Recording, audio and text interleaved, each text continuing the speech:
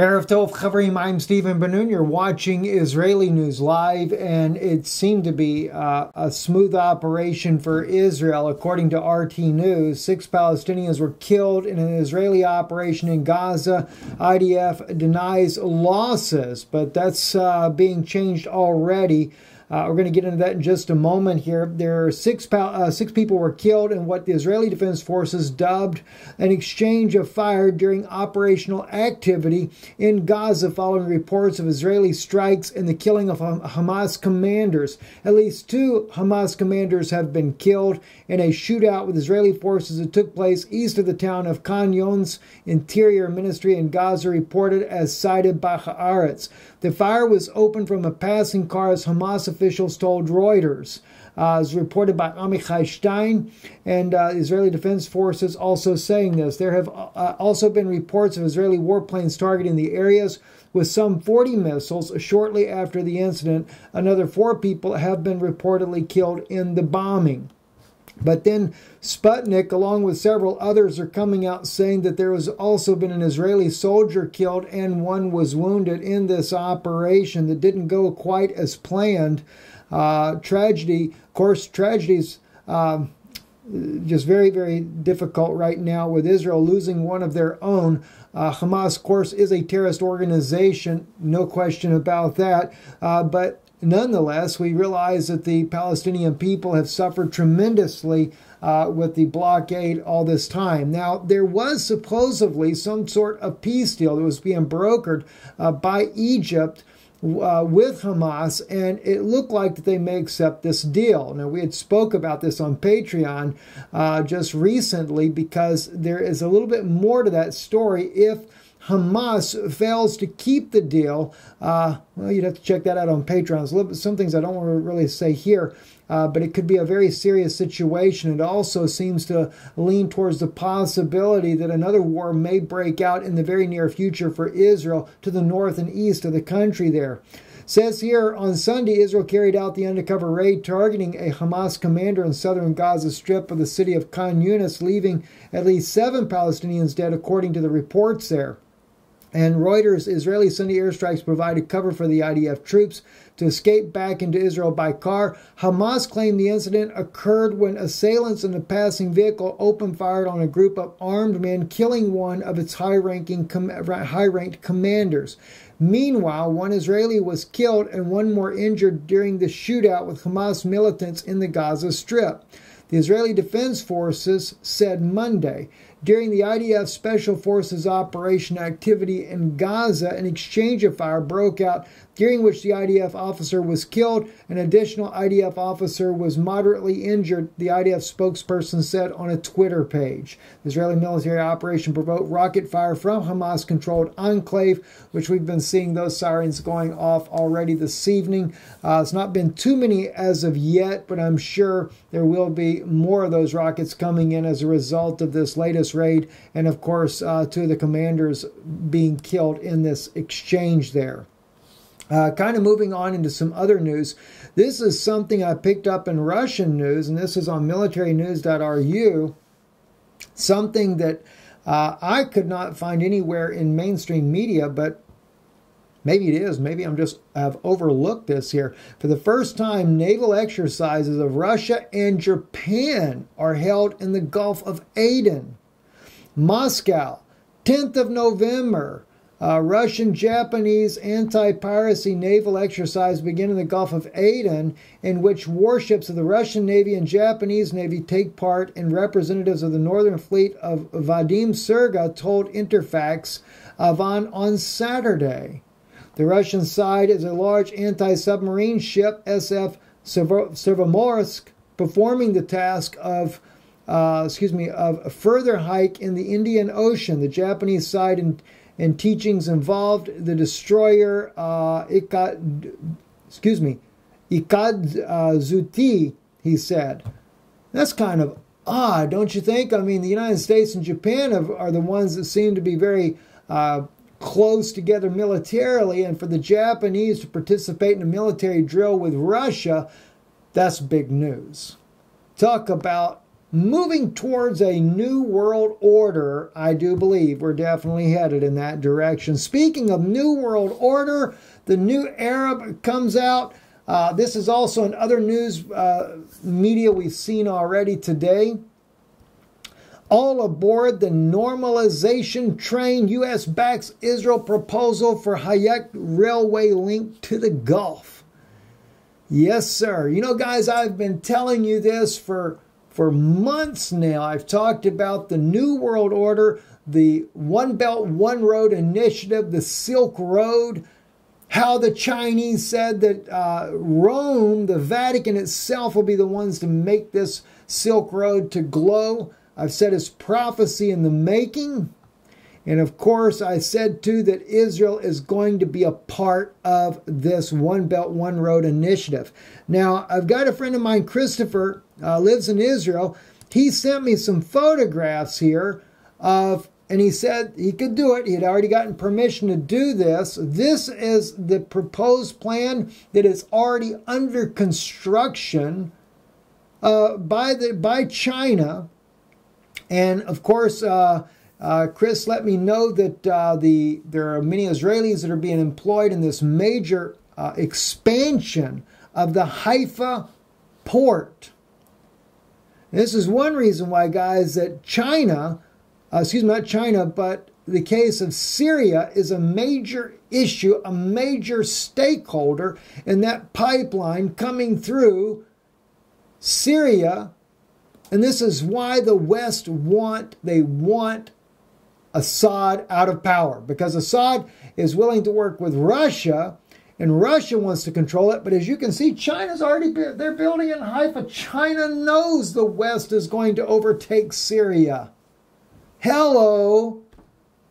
I have a feeling Russia is also going to get a little stake in this, and they're making their agreements with the West as we speak. Here's some plans there, but of course also, courtesy of Chris, I want to thank Chris for sending this to us here.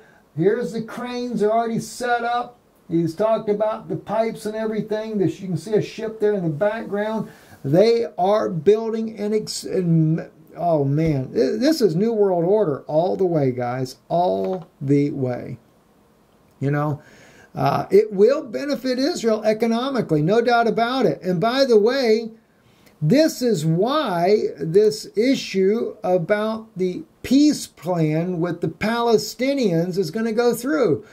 Some call it the two-state solution. I've always been for one state, but they signed a two-state solution long years ago. How it's going to play out, I don't know. What's going to be the final deal on the table that we see publicly, I don't know. But we do know this much here because we had too much information when the Vatican, Shimon Peres signed the agreement, Yasser Arafat signed the agreement, two-state solution. They had to get the Palestinians riled up. So Yasser Arafat began the Intifada, but that was to kind of move around the populations to set things in order the way they needed it to be. And I say this, and listen, I understand, I realize a lot of Palestinians have been totally done wrong. Israelis, our people, have got to recognize these are your brothers and sisters as well. Now, I realize some of them are Egyptian, some are Jordanian, but they share a DNA connection to us, and we've got to remember that and not just blow this off. Because, you know, listen, right now the most important thing now is people need to recognize who the Mashiach is, who the Messiah is, because everything is headed as fast as it can go to a new world order. Anyway, it says here the U.S. has expressed support for an Israeli plan to revive a historic railroad network linking the Jewish state to the Gulf countries. Jason Greenblatt, U.S. President Donald Trump's peace envoy, held the proposal on Monday as an Israeli minister visits Oman to present the tracks for regional peace project. Let's keep the dialogue going. These efforts support our efforts, Greenblatt, who has been tasked with drafting a blueprint for Israel's Palestinian peace, along with Jared Kushner, that is. Yes, indeed. You know, well, sure, it'll give A lot of Palestinians work. I appreciate the fact that they will be employed and have jobs as well. But it's only bait on the hook as this New World Order sets into motion, as they prepare for the Noahide laws to go on a global scale. Yeah, they don't want to tell you about that side of it, do they? Afraid not. Also, the One Belt, One Road Victoria signs the MOU to join China's controversial Global Trade Initiative. Controversial, I say that because, you know, there's some people in Australia that are not very happy about this. I want to play you a little clip right here of just what they think about this in Australia, some of them. It's not clear to me why Victoria needed to sign up to the Belt and Road Initiative in the first place, and what is absolutely not clear to me is why that should be done in secret. If the government has nothing to hide, they should release the documents in fully before the election so people can have a say on it. And then, of course, another element of the story that's come out in recent days are the links between a member of Daniel Andrews' own staff and United Front organisations. Of course, United Front organisations that exist to sell the Chinese Communist Party line in the West. So there really are a lot of question marks being raised here right now about the nature and the actions of the Andrews government in this respect. I bet there are some very interesting things going on right there right now.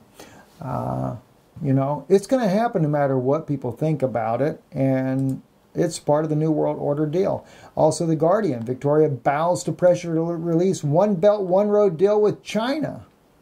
You know, I didn't realize that there would be countries that were not for it, but there actually is. You know, I'm not for it for the simple reason is I know it's part of a New World Order project. So the Victorian government has bowed to pressure to release its agreement with China on the One Belt, One Road initiative, as experts warn that the decision to sign one could be unconstitutional. The state is the first in Australia to sign up to the Chinese President Xi Jinping's signature global trade infrastructure program, earning a rebuke from the Prime Minister Scott Morrison. 4-page memorandum of understanding states Victoria and China will work together to inject new momentum to achieve common development and promote connectivity of policy, infrastructure, trade, finance, and people. Wonder if it's kind of like America. We're so indebted to China with all these trade deficits and everything else that's going on that we have just become, how would you put that? We have become collateral. Everybody going in that way. Railways put China on a belt and a road to nowhere, according to Bloomberg opinion article here. More often than not, transport is neither the most logical nor efficient way to move goods. Traffic remains dwarfed by maritime volumes. That's something I hadn't actually looked in before. David Fickling actually goes into this issue here about, you know, why are we doing this in the first place? Because he claims that it's just not the efficient way to transport goods. And but then again, if you're dealing with a New World Order, David, this is the reason why. Also, this is something you guys are already aware of, but I thought it was interesting because I have some new information coming out about the Norwegian ship that collided with this freighter, and according to some of the reports coming out now, that they were well aware of it. They were warned that they were headed towards a collision with this Norwegian frigate, but the captain of the frigate just didn't pay any attention. Amazing, isn't it? Listen, I'm Stephen Benoon. You're watching Israeli News Live. Do consider supporting the broadcast here. Your support keeps us on the air, and we certainly do appreciate your help in making these things possible. And by the way, if you have not listened to some of the broadcasts here in the last couple of days, Friday and Saturday both, very powerful. And also don't forget too, we have the conference in Kansas coming up. IsraeliNewsLive.org. You can watch a clip of that if you just scroll down the page here. And by the way, that's how you can donate to our channel as well, right there at the top. Donate online, it says. And also our address, which I will include in the description below for you after this video is over. But right here in recent articles, Kansas Conference, December 2018. It's actually the first and second, Saturday and Sunday. It's a 2-day conference. And we have a video clip in here that gives you a little bit from Tennessee to get a little taste of some of the things that are being spoke about. At the top of the website, you'll see more information. Just go up there, click on that, and when you do, you should pop up to this page right here, Conference 2018, only 19 days to go into that conference. You can register, reserve your tickets, which is right here to the side of the timeline there. Reserve your tickets there. Click on that. There's a discount if you have more than 2 people coming. We certainly hope to see you there. I'm Stephen Ben-Nun with Israeli News Live, Erev Tov, and thank you for watching. In a world of Ein Shalom, there is no peace.